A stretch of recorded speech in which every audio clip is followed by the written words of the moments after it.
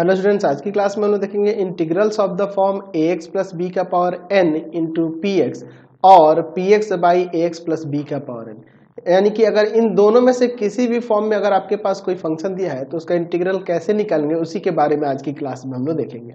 देखिए, अगर दोनों में से कोई भी फॉर्म दिया हो ax प्लस बी का power n into P X या P X by X plus B का पावर n दिया हो, यहाँ पे पी एक्स क्या है, आपका पॉलिनोमियल है वेरिएबल x में, और यहाँ n क्या है, कोई पॉजिटिव रेशनल नंबर हो सकता है। तो यहाँ पे चाहो तो लिख सकते हो कि where n belongs to positive rational number and px is a polynomial.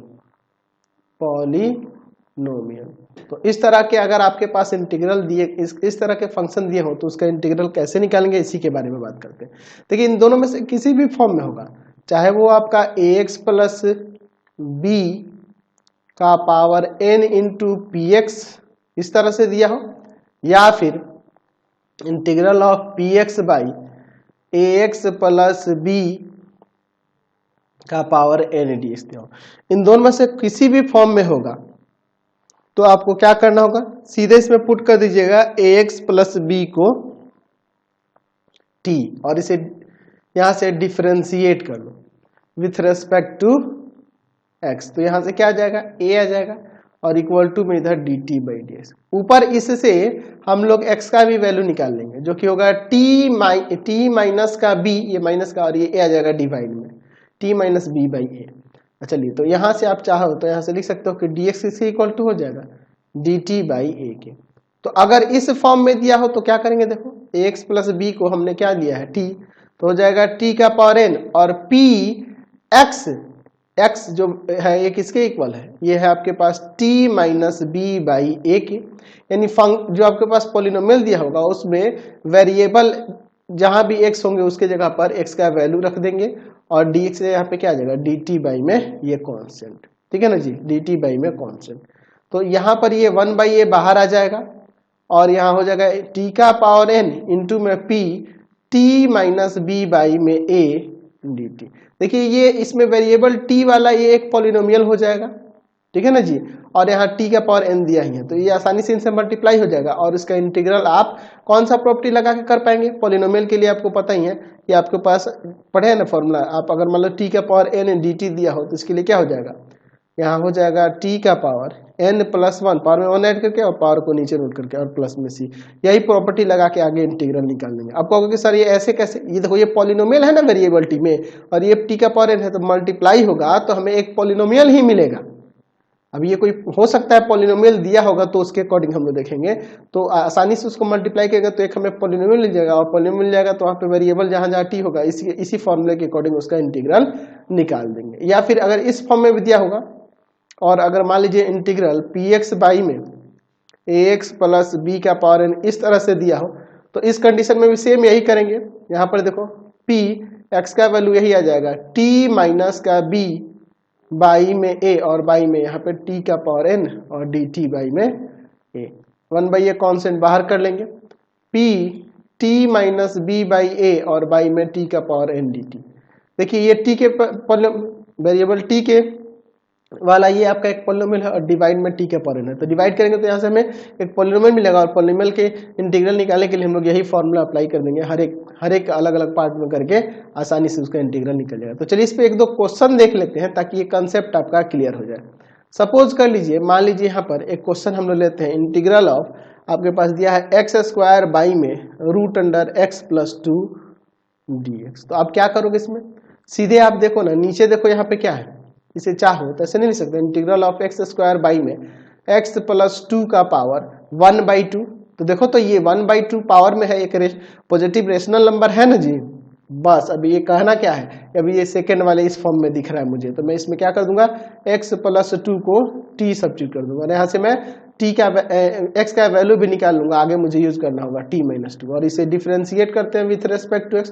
तो 1 इक्वल टू में dt और बाई में dx, यानी कि यहाँ से आ जाएगा dx इक्वल टू में dt। चलिए अब इसके बाद हम लोग यहाँ पर अब देखते हैं क्या होता है। चलिए एक्स स्क्वायर, एक्स की जगह पे क्या रख देंगे, t माइनस 2 का स्क्वायर और dx की जगह पे यहाँ पे आ जाएगा dt और नीचे इसके जगह पे dx x+2 की जगह पे t। तो देखो तो मैंने बोला था ना ये पॉलिनोमियल होगा, ये px एक पॉलिनोमियल दिख रहा है ये। अब इसको तोड़कर और इसमें t से डिवाइड करेंगे तो हर एक में आसानी से डिवाइड करके आप इंटीग्रल नहीं निकाल पाओगे, तो आसानी से हो जाएगा। चलिए देखते हैं यहाँ पर पावर में 1/2 है, यहाँ देखिए मैं ये भूल रहा था।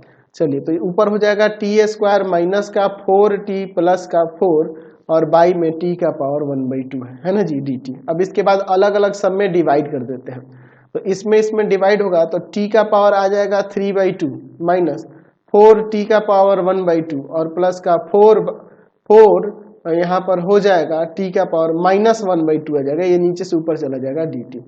अब इसका इंटीग्रल हम लोग यहाँ से आसानी से निकाल सकते हैं। t का पावर 1 ऐड कर देते हैं 5/2/5/2 माइनस 4 t का 3/2 और बाई में 3/2 और प्लस में 4 t का पावर 1/2 और बाई में 1/2 प्लस का c, ये पलट जाएगा 2/5 t का पावर 5/2 माइनस का 8/3 t का पावर 3/2 प्लस का यहाँ 8 t का पावर 1/2 और प्लस में c। वापस से t का वैल्यू जो था ऊपर x+2 था ना जी, x+2 यहाँ पे सब्स्टिट्यूट कर देंगे तो हो जाएगा यहाँ पे 2/5 x+2 का पावर 5/2 माइनस का 8/3 x+2 का पावर 3/2 और प्लस का 8 x+2 का पावर 1/2 और प्लस का c, ये आपका आंसर हो गया। समझ गए? तो ये जो आपने देखा डिवाइड में था, तब अगर मान लीजिए ऐसे दे दे, ऐसे भी क्वेश्चन हो सकता है इंटीग्रल ऑफ x इंटू में 1 माइनस एक्स का पावर n dx।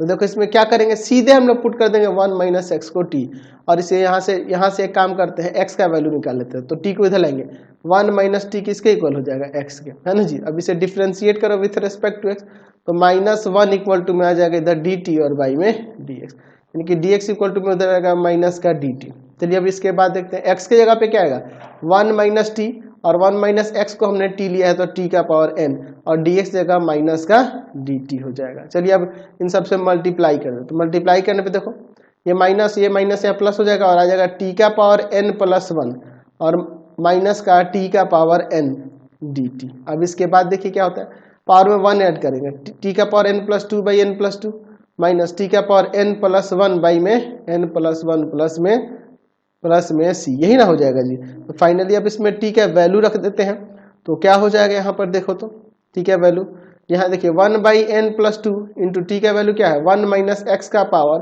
n+2, ठीक है ना जी। और फिर यहाँ माइनस का 1/n+1 इंटू में t का वैल्यू है आपका 1 माइनस एक्स का पावर यहाँ पे हो जाएगा n+1 और प्लस में c, ये आपका आंसर होगा। तो इस तरह से हम लोग आसानी से इंटीग्रल निकाल पाएंगे। तो ऐसे जब भी फंक्शन दिए होंगे, चाहे वो आपका px बाई में ax प्लस b का पावर n के फॉर्म में हो या फिर इंटीग्रल ऑफ यहाँ पर ax प्लस b का पावर n इंटू में px हो, तो इन दोनों कंडीशन के लिए अभी जो मैंने बताया वही उसी तरह से आप अप्लाई करके उसे बनाओगे। तो आज की क्लास में इतना ही, नेक्स्ट वीडियो में आगे देखेंगे। आपको हमारे 3 चैनलों को सब्सक्राइब करना होगा। पहला है path finder classes Chhapra, path finder classes Chhapra. दूसरा है आपके पास भारती भवन रविकांत सर और तीसरा चैनल है Ravikant sir RD Sharma solution, Ravikant sir RD Sharma solution. तीनों चैनलों को सब्सक्राइब कर लेंगे। इससे रिलेटेड वीडियो के लिए सीधे डिस्क्रिप्शन में, इससे रिलेटेड नोट्स के लिए गूगल पे जाकर सर्च करेंगे www.ravikantsir.in और यहाँ जाकर आप सभी क्लासेस के नोट्स उनके PDF को डाउनलोड कर सकते हैं, पढ़ सकते हैं। इंस्टाग्राम और फेसबुक पे जाकर पाथफाइंडर क्लासेस छपरा को लाइक एंड फॉलो करना नहीं भूलेंगे। Thanks for watching the video. Comment करके जरूर बताया करें कि हमारे चैनल के वीडियोज आप सभी को कैसे लगते हैं। Thanks for watching.